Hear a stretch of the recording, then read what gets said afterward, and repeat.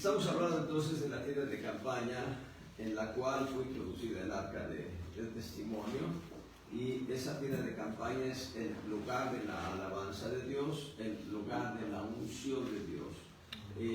En esa tienda de campaña los sacerdotes descendientes de las familias de Asaf, Emán, Yedutun, familias levitas, entraban para ministrar alabanza solamente a Dios. No había un público alrededor que les escuchara. Los músicos, cantores que entraban a ese lugar no tenían un auditorio, su auditorio era el Señor, nuestro Dios.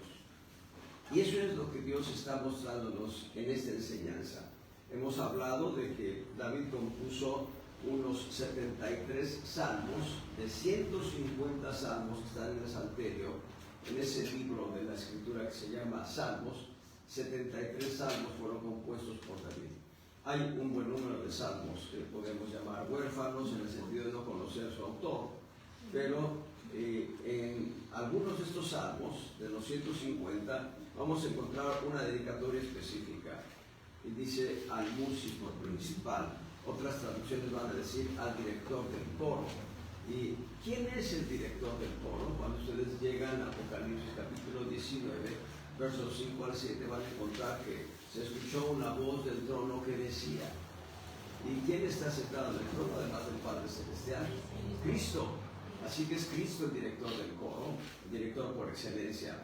Hemos aprendido que ese tabernáculo del testimonio, ese tabernáculo que levantó David, es una tienda de campaña de la unción profética también, porque hemos establecido, de acuerdo a la Escritura, que Asaf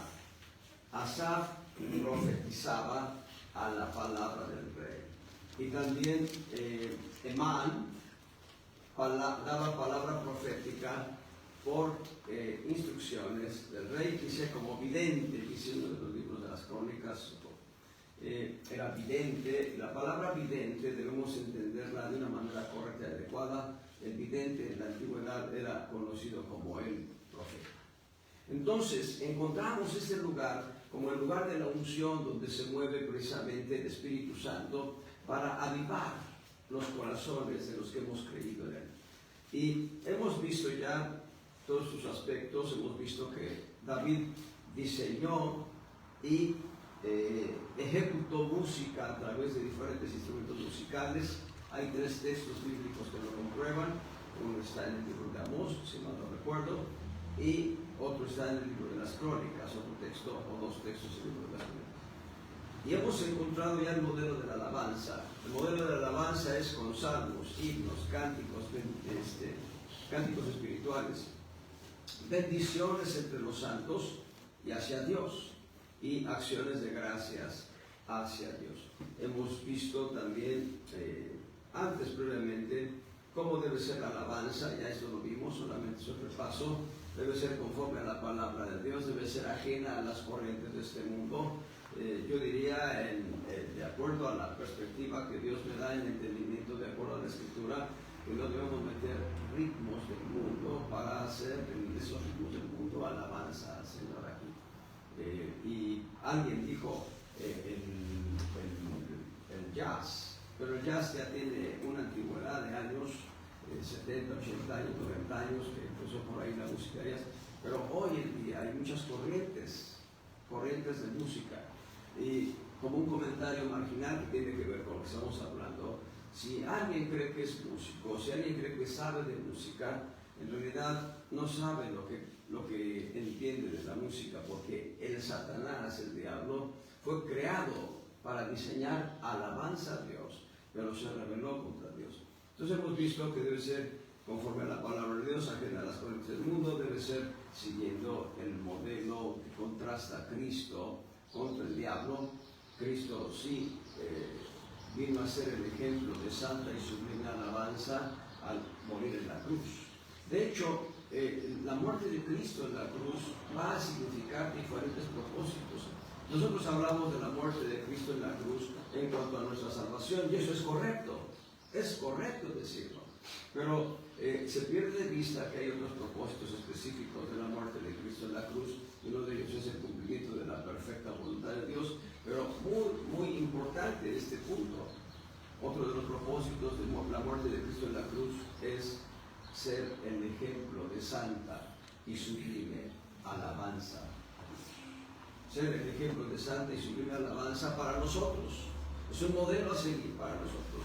Y también debemos tener por inspiración a Dios. Cuando nosotros venimos a la alabanza debemos tener por inspiración a Dios, no a los hombres, no a la humanidad. Si tú como esposo quieres componerle un poema a tu esposa, hazlo, pero ese poema no puedes traerlo a la iglesia para decir: este poema voy a dedicárselo a Dios.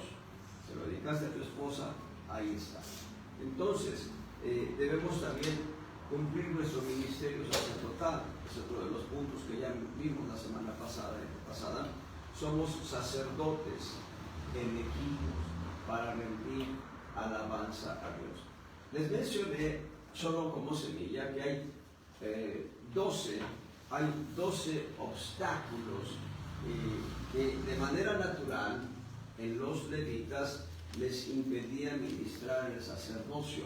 Aunque sí podían comer de las cosas santas, no podían entrar al santuario a quemar incienso, a aderezar las lámparas del candelero, a poner incienso en el pan. No podían, estaban inhabilitados para ofrecer sacrificios y holocaustos en el altar de bronce.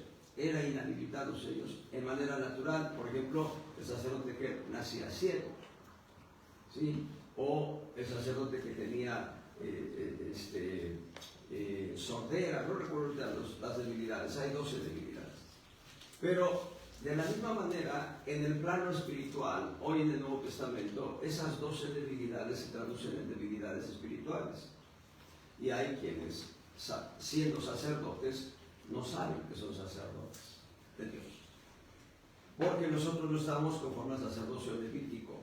Y bueno, vamos a continuar, nada más el repaso para entrar en materia. Debemos tocar lo que Dios es, tiene y hace. Cuando nosotros alabamos a Dios, debemos tocar lo que Dios es, lo que Dios tiene y lo que Dios hace. Finalmente, debemos poner gloria en la alabanza a Dios. Hoy vamos a ver el modelo de alabanza. Existen diferentes que seamos agradecidos, que hagamos acciones de gracias, y también nos dice que todo lo que hagamos, todo va a decir Colosenses, todo lo que hagamos de palabra, de obra, lo hagamos para el Señor. Aún preparar los alimentos. Alabanza. Y bendiciones entre los santos. Nosotros debemos bendecir a Dios. Aleluya. Y también acciones de gracias a Dios. Son formas en las cuales podemos seguir el modelo de alabanza. Y una clave importantísima, dice que los salmos son alabanzas, los signos, los cánticos espirituales, las bendiciones y las canciones de gracias sean para edificación entre nosotros, en lo espiritual. ¿Qué son los salmos? Bueno, vamos a ver qué son los salmos. Los salmos son poemas que pueden ser musicalizados para exaltar a Dios por lo que Él es, lo que Él tiene y lo que Él hace. Nuevamente, los salmos son poemas que pueden ser musicalizados para exaltar a Dios por lo que Él es, lo que Él tiene y lo que Él hace. Es importante establecer este principio, porque no todo lo que se canta en la iglesia es alabanza. Si no sabemos distinguir una alabanza de un cántico de invitación a la alabanza, entonces podemos estar cantando solamente invitaciones a la alabanza y nunca entrar en un momento en el que estemos exaltando a Dios. Por eso es importante definirlo. ¿Qué es Dios? ¿O quién es Dios? Bueno, puedo darles una enseñanza muy amplia, pero quiero avanzar en el tema de la alabanza. Nada más les voy a decir. Número 1, Dios es el creador de todas las cosas. Génesis 1:1. Él es el creador de todas las cosas. Junto con Colosenses 1:16, Génesis 1:1 y Colosenses 1:16 encontramos que el Padre Celestial junto con Cristo, además del Espíritu Santo, tres personas de un solo Dios. Un solo Dios, no son tres dioses, es un solo Dios, verdadero y justo. Él es el creador de todas las cosas. Así que cuando hablamos de su creación y lo exaltamos a Él por su creación, estamos haciendo lo correcto. Él es todopoderoso. Estamos hablando que Él es el creador, Él es todopoderoso, Él es el omnipotente. Génesis 17:1. En Génesis 17:1 van a encontrar que Él es el todopoderoso. Y de hecho, la expresión todopoderoso y omnipotente la van a encontrar varias veces en la Escritura. Solamente les estoy dando un texto. En Génesis 35:11, Él es el todopoderoso. En Mateo 28:18 encontramos que Cristo ha recibido todo el poder. Por eso es importante cuando alabamos al Señor respecto de su poder, respecto de su autoridad, estamos en la línea correcta de alabanza. Pero no juguemos con las palabras como alguien lo hizo con una canción que fue para el mundo, aunque se metió en la iglesia y en algunas estaciones de radio incluso se toca, ¿verdad? Y dice que viene conmigo y me llama a jugar y me hace ganar. Eso es un absurdo. Dios no se comporta de esa manera. Efesios 1:21 nos habla de que Él es todopoderoso.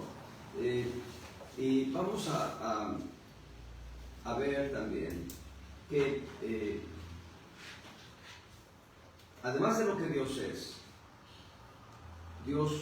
es el creador, Dios es omnipotente o todopoderoso, Dios es omnisciente, todo lo sabe. Él todo lo sabe. Y por mencionar solo esto, Josué 22:22, Él es el que todo lo sabe.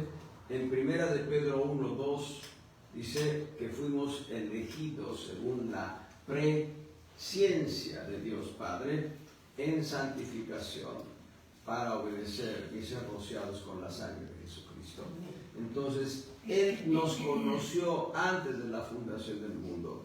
Yo no sé quién va a nacer hoy, pero Dios ya sabe quién va a nacer hoy. Dios sabe de las personas que van a nacer hoy. Dios sabe cuánto tiempo van a vivir. Y Dios sabe dónde van a estar, en qué familias, todo eso. Eso Dios ya lo sabe. Gloria al Señor. Porque todo lo sabe. Otra característica de quién es Dios. Dios es eterno. Y a mí me gusta mucho más el término el siempre eterno. Y voy a clarificarlo. La humanidad ve desde su punto de origen hacia la eternidad, hacia el espacio futuro. Poca gente se detiene a considerar desde su lugar de origen hacia el tiempo pasado. Decía David Jeremiah, y yo puse ese ejercicio y me golpea mi mente cuando me pongo a considerar hacia el tiempo pasado donde no hay origen. No hay origen, pero ahí está Dios. Dios tiene toda la eternidad pasada. Él no tiene origen. Y eso, racionalmente hablando, golpea mi mente. Pero entonces me volteo hacia el futuro y veo que no hay final. Qué glorioso que no hay final, porque vamos a estar con el Señor por la eternidad sin final. Estaremos así por la eternidad. Él es el siempre eterno. Génesis 21:33. Olam, Olam. Él es el eterno. Daniel 4:3 y 34. Ahí se habla de siempre eterno o reino siempre eterno. Él es el Dios de los cielos. Segundo de Crónicas 20:6. Apenas estamos en esta nueva estructura de enseñanza, pero estamos en el punto número 1 tocando lo que Dios es. Él es el Dios de los cielos. Segundo de Crónicas 20:6. Él es espíritu. Dios es espíritu. Esto es Evangelio de Juan, capítulo 4, versos 24 y 25. Evangelio de Juan, capítulo 4, versos 24 y 25. Dios es espíritu. De manera muy puntual es el verso 24. Y Dios es fuego. Hebreos 12:29, aquí quiero hacer un comentario marginal. Hay una secta que dice Dios es amor. Y como Dios es amor, no va a quemar en el infierno a ninguna de sus criaturas. Suena bonito, pero eso es mentira. Dios es amor y Dios es fuego consumidor. Amén. Dios es amor y Dios es justo. Y de acuerdo a la justicia de Dios, por cuanto todos pecaron, estamos destituidos de la gloria de Dios. Por cuanto todos pecamos. Pero hay un puente que nos une al Padre y ese puente se llama Jesucristo. Amén. Y cuando nosotros reconocemos en Jesús nuestro Salvador personal, en ese momento nosotros tenemos un lugar asegurado en los cielos, aun cuando Dios ya lo tenía asegurado desde antes de la fundación del mundo para nosotros. Entonces, Él es fuego consumidor. Quienes hablan del amor de Dios, deberían leer con entendimiento todos los profetas, porque todos los profetas se habla de la ira de Dios. Y hay textos muy específicos y muy puntuales donde se habla de la ira de Cristo. Cristo es amor, sí, y se entregó por nosotros. Pero cuando Él venga como Rey de Reyes y Señor de Señores, Él juzgará a las naciones con autoridad. Dios es espíritu, Dios es fuego consumidor, Hebreos 12:29. Dios es luz, 1 de Juan 1:5.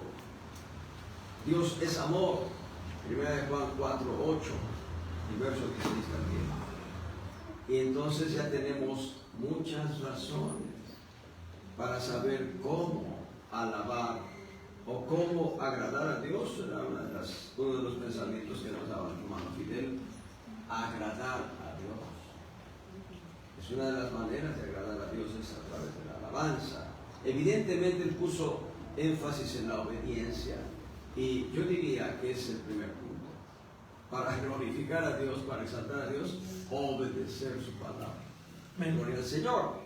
Bueno, eso es en cuanto a qué es Dios. ¿Qué tiene Dios? Porque la alabanza es para exaltar lo que Dios es y lo que Dios tiene. ¿Qué es lo que tiene Dios? En 2 de Crónicas 26 vamos a encontrar que Él tiene tal poder y tal fuerza que no hay quien le resista. Amén. Tal poder y tal fuerza que no hay quien le resista. Hay un apóstol que en cierta ocasión hizo esta alegoría que es muy buena en cuanto al poder de Dios. Dice, de acuerdo a la parábola del hijo pródigo, dice, hay un momento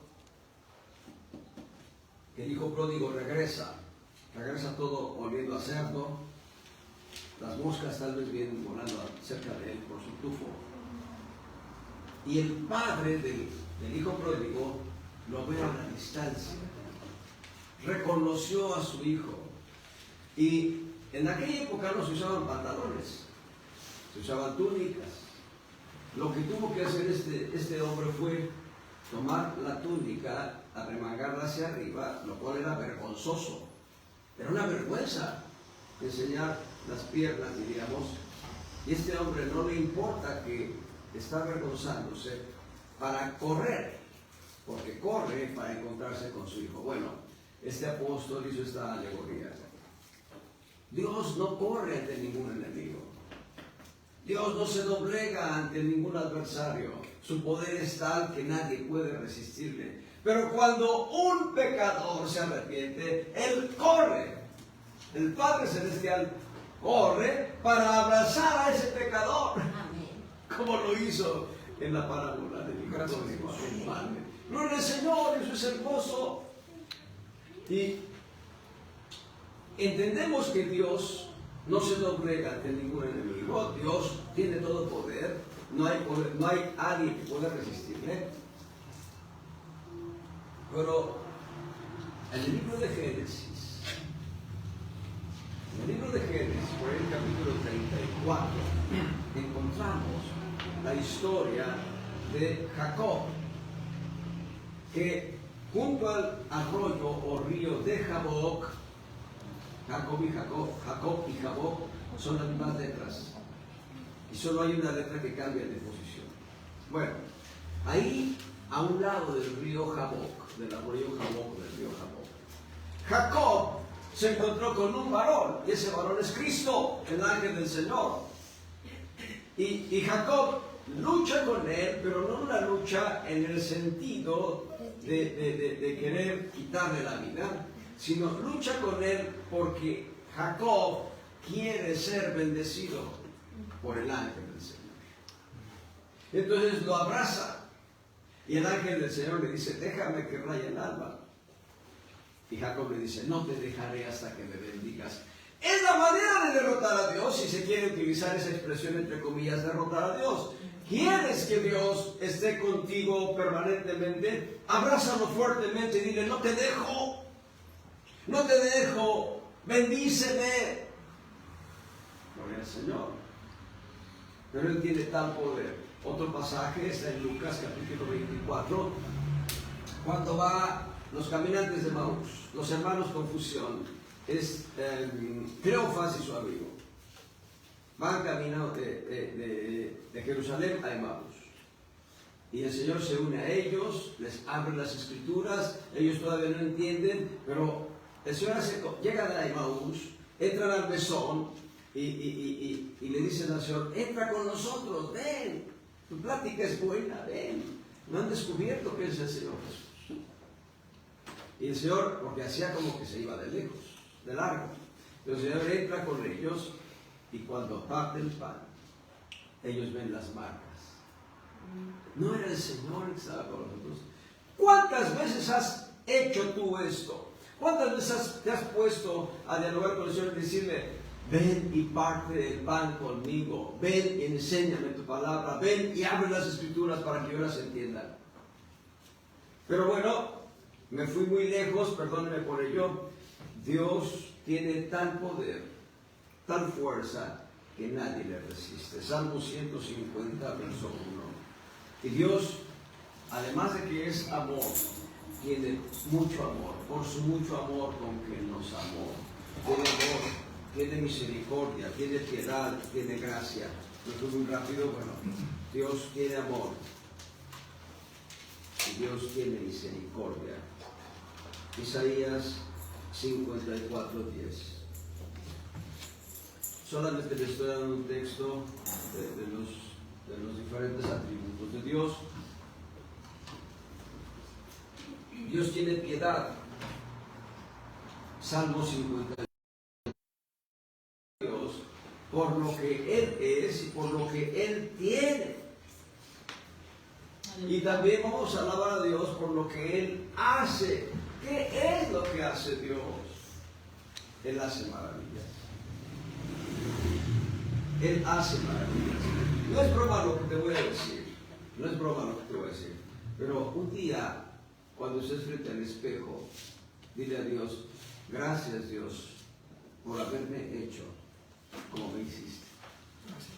Tu diseño fue perfecto.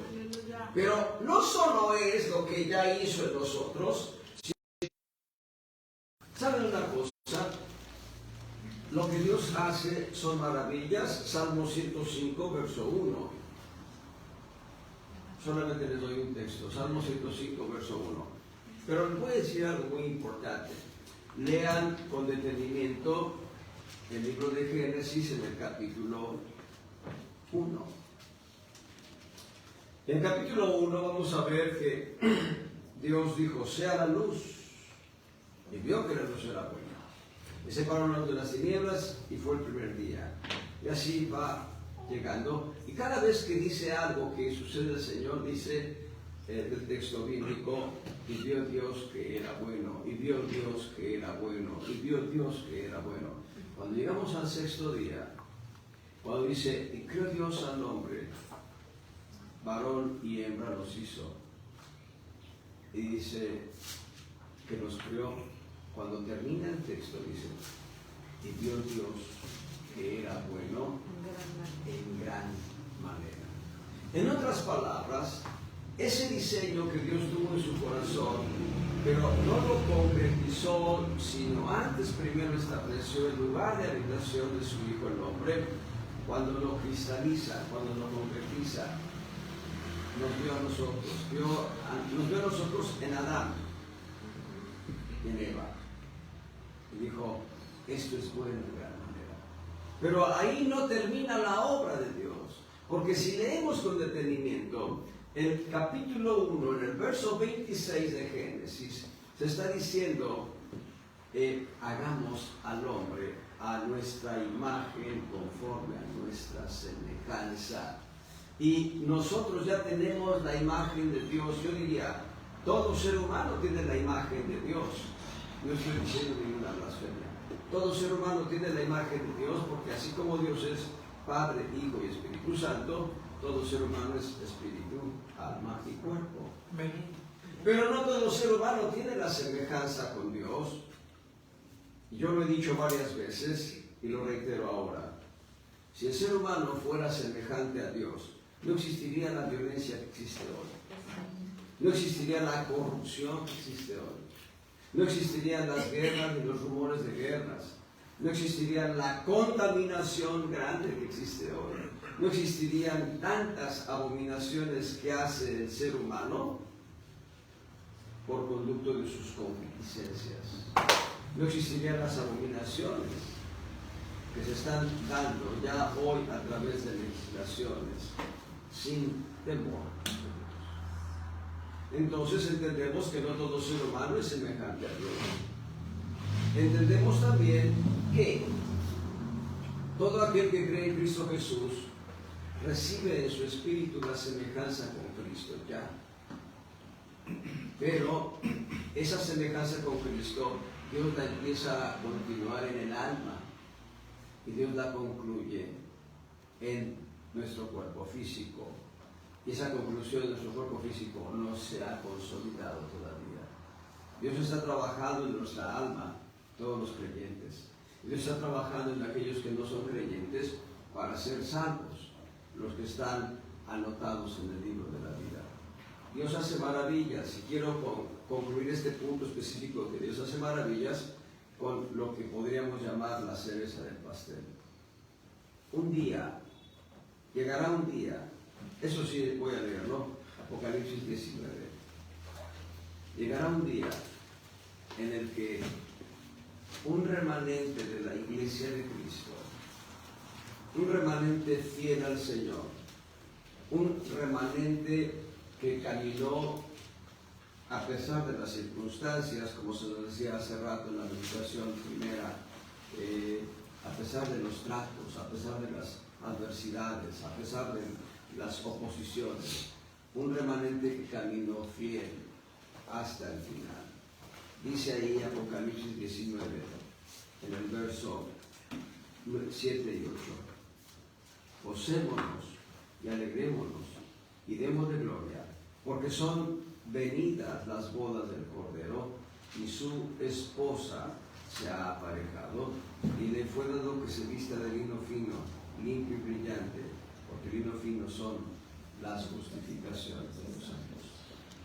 No toda la iglesia es la esposa de Cristo. Así como del extenso cuerpo dormido de Adán, Dios tomó una costilla con carne y sangre, y de esa costilla formó a Eva para que Eva viniese a ser esposa de Adán. Así, del extenso cuerpo dormido de Cristo, su iglesia, Dios tomará un remanente que será la esposa del Cordero. Gloria sea al Señor. Y es ahí donde quiero cifrar precisamente el punto de énfasis. Es la iglesia gloriosa de Jesucristo el gran logro, diríamos, lo que es, yo dije cereza del pastel, es el gran logro de Dios. Cuando Dios termina la creación en Génesis 1, 26, 27, Él dice, vio Dios que era bueno en gran manera. Pero cuando Él vea a la iglesia gloriosa, que se parece en todo a Jesucristo, dirá, tuvo sentido toda la eternidad pasada diseñando este propósito. Porque el propósito de Dios es que haya alguien que participe de esa naturaleza divina, a saber, nosotros los creyentes, que esté con Él por la eternidad, como hijos y como esposa. Gloria al Señor. Él hace maravillas. Dios hace maravillas. Y vamos a empezar hoy. He terminado aquí esa estructura pequeña, pero vamos a empezar hoy. 7 palabras griegas para adorar. El Nuevo Testamento nos da 7 palabras griegas para adorar. Después de esta enseñanza, semanas futuras, vamos a ver 7 palabras hebreas para adorar, para adoración, en el Antiguo Testamento. Para que vea que el tabernáculo caído de David tiene estructura. Su estructura son estacas sólidas. Y su tienda de campaña, las telas de la tienda de campaña, son telas fuertes, resistentes, porque es la iglesia la que está levantando ese tabernáculo caído de David. Es la iglesia la que lo va a hacer. Es la iglesia la que se presentará delante del Señor con la correcta adoración. ¿Qué es adoración? ¿Qué es el concepto adorar? ¿Cómo podemos entender la palabra adorar? Adorar es una acción de levantar o alzar las manos, de arrodillarse, de rendirse por completo ante Dios y de hablar lenguas.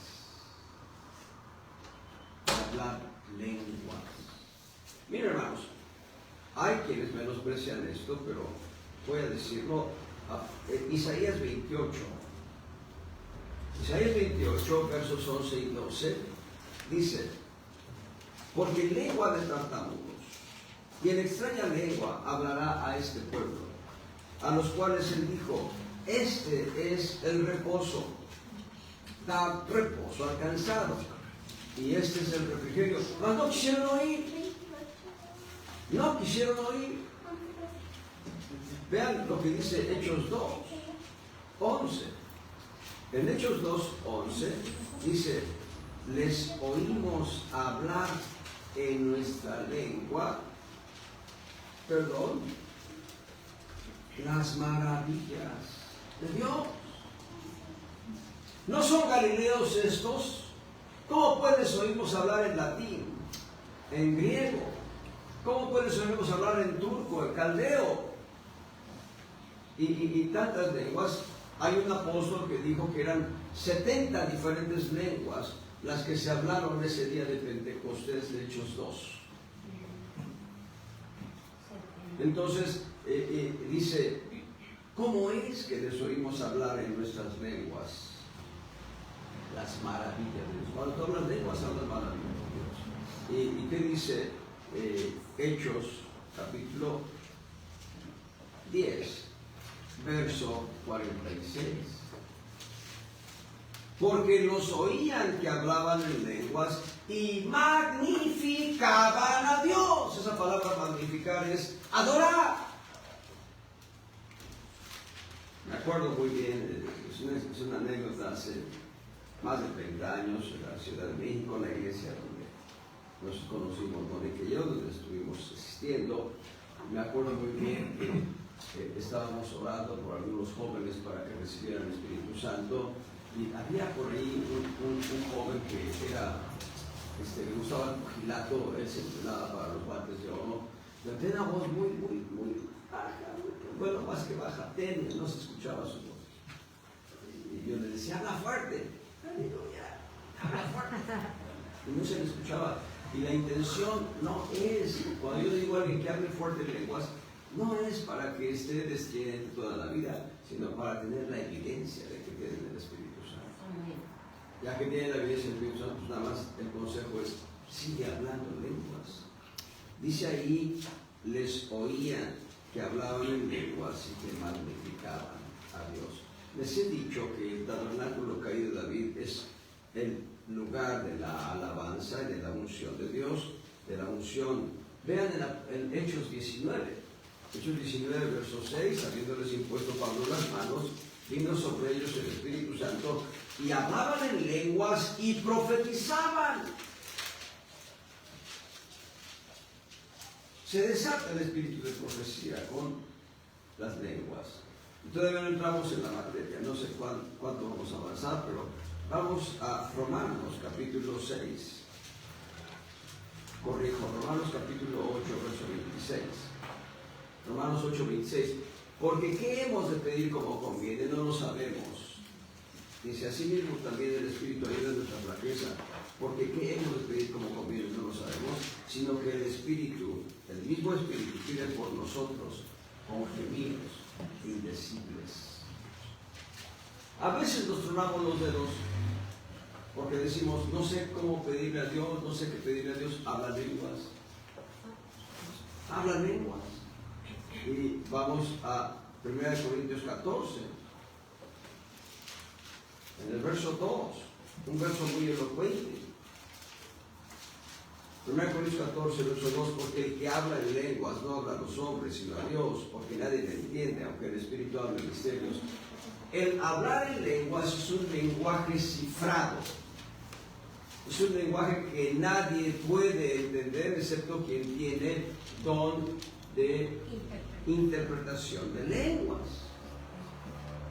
Y por eso entendemos, una es la señal de hablar lenguas y otro es el don de géneros de lenguas. La señal para hablar en lenguas es todos los que reciben el Espíritu Santo. Hay quien dice, yo tengo Espíritu Santo pero no hablo lenguas. No tiene Espíritu Santo. Ha sido sellado con el Espíritu Santo. Tiene el Espíritu de Cristo, el Espíritu de adopción. Pero la señal de que ha recibido el Espíritu Santo es hablar un lenguaje desconocido. Hay quienes hablaron lenguas y dejaron de hablar. Y vino como ese polvo que empieza a cubrir un sello, diríamos. Como ese polvo que empieza a cubrir una lápida. Pero ahí está. Ellos recibieron el Espíritu Santo y pueden hablar en cualquier momento, pero necesitan quitar aquello que estorba.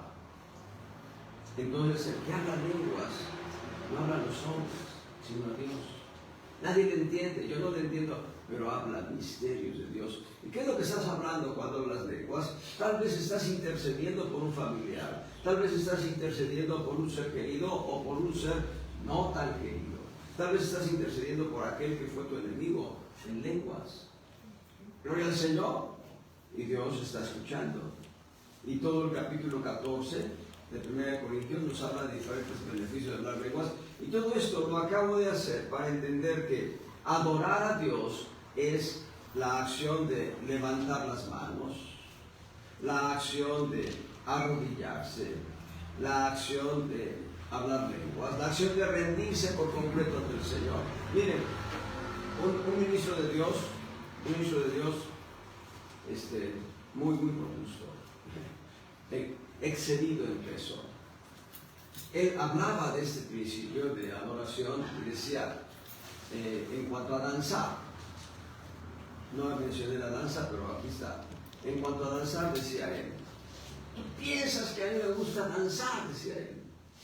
No, lo detesto, lo abomino, pero danzo, dice, para agradar a Dios.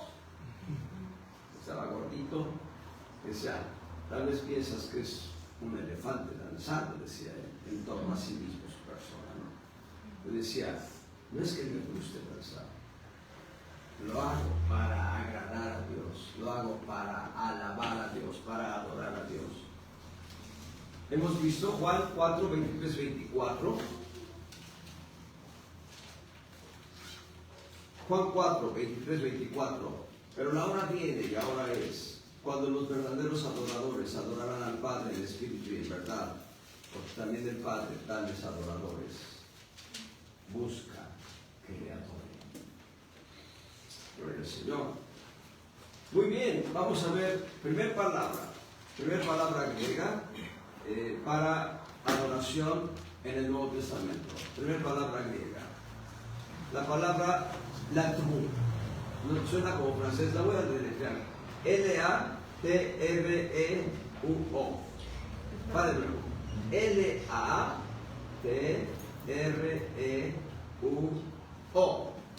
La O tiene un acento horizontal. Horizontal, un guión, pues, encima. Latreuo. Latreuo. Latreuo. Esta palabra vamos a encontrarla unas 21 veces en el Nuevo Testamento. Vamos a Filipenses 3:3. Filipenses 3:3. Ahí vamos a encontrar esta palabra. Latreuo. Porque nosotros somos la circuncisión, los que servimos el Espíritu a Dios y nos gloriamos en Cristo Jesús, no teniendo confianza en la carne. Los que servimos. Adorar. Adorar es servir. Dar servicio. Adorar es ministrar a Dios en este caso. Es rendir homenaje a Dios. Es dar servicio a Dios. Aquí lo está diciendo de esa manera. Los que servimos el Espíritu. Es importante rendirnos ante el Señor.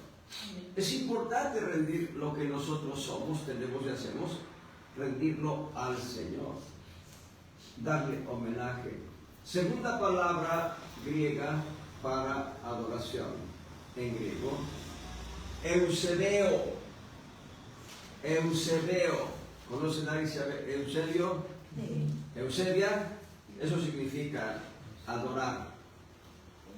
Ahorita les voy a decir el significado. En Hechos 17:23. En Hechos 17:23.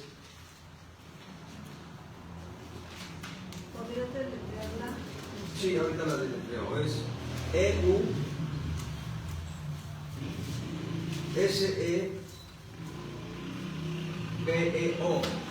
E-U-S-E-B, B grande. E-O, otra vez, la última O lleva, o más bien la única O, lleva un acento de guión, un acento horizontal. Dice ahí, Hechos 17:23. Porque pasando y mirando vuestros santuarios, hallé también un altar en el cual estaba esta inscripción: al Dios no conocido. Aquel pues que vosotros honráis sin conocerme, a este os anuncio yo. Esa palabra honráis es eusebeo. Esta palabra eusebeo también se utiliza para describir una persona piadosa. Una persona piadosa, una persona que es consagrada, que actúa de una manera devota. ¿Sí? Ser piadoso, obviamente, hacia Dios. Esa palabra eusebeo significa adorar a Dios. Pero escuchen bien, esto es muy importante: dar respeto hacia los padres. Dar honor y honra a Dios y a los padres. Eusebeo significa mostrar piedad. Estamos viviendo una época, esta es una época crítica, en la que muchos hijos no honran a los padres. Tengamos cuidado de educar por lo menos a nuestros hijos para que vengan y den honra primeramente a Dios. Ese varón del que les hablo, que es gordito, muy gordito, él estableció un principio en su hogar. Y hay otro hermano que también estableció el mismo principio en su hogar. Y le dijo a sus hijos: número 1, a Dios se le respeta y se le honra. Y número 2, a tu madre se le respeta y se le honra. Muy fuerte. Uno de esos dos ministros de los que estoy hablando, llegó un momento en que hubo un reto con su hijo mayor, siendo un jovencito, y aquel hijo se le quiso poner y pues no, y le dio, me voy, pues órale, y empezó a empujarlo. ¿Te vas? Órale, órale, órale. Y aquel entendió que era mejor estar con un padre severo que vivir en la calle. Bueno, no fui lejos. Eso es lo que significa Eusebio, o Eusebio, o Eusebia, que es una forma ya latinizada de esa voz. Número 3, Timao. Timao, T-I-M-A-O. T-I-M-A-O. Timao, Mateo 15:8.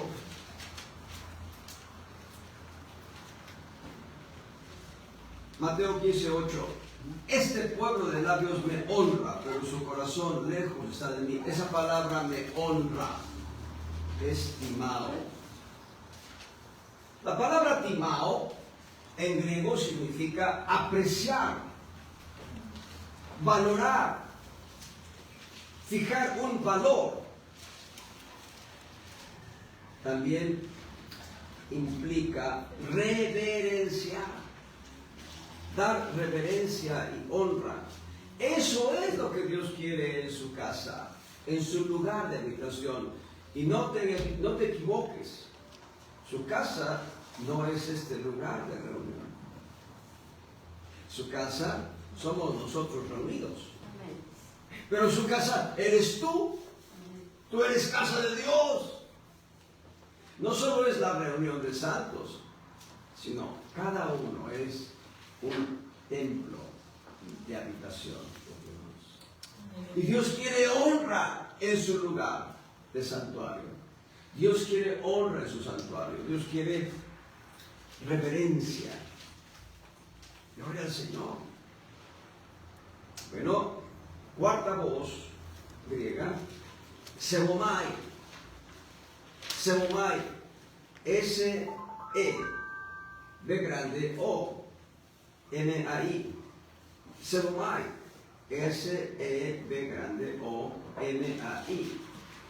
Sebomai. Sebomai significa reverenciar, dar honra, adorar, ser devoto.